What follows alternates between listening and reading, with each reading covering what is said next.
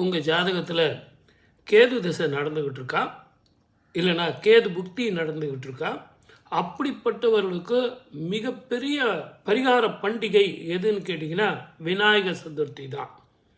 விநாயகர் கேதுவுக்கு அதிபதி, ஞானத்தை தருபவன்.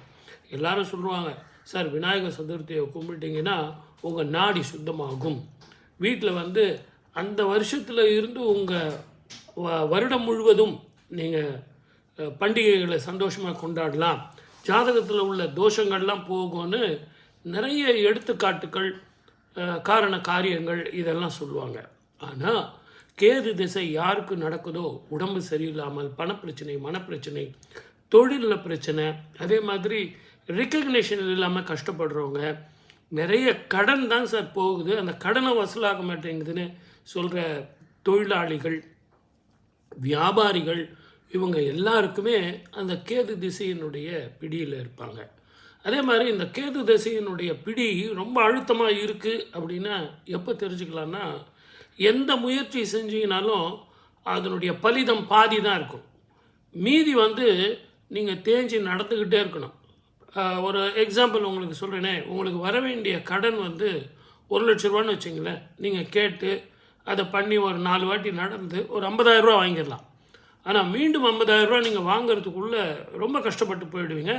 நீங்கள் போயிட்டு வர்ற செலவும் அதற்கு உண்டான செலவுகளை பார்க்கும்போதே அந்த 50,000 சரியாக போயிடும். ஆக வரவுக்கும் செலவுக்கும் சரியாக இருக்குது அப்படிங்கிறவங்களாம் தாராளமாக கேது மகாதிசை தான் அதற்கு காரணம்.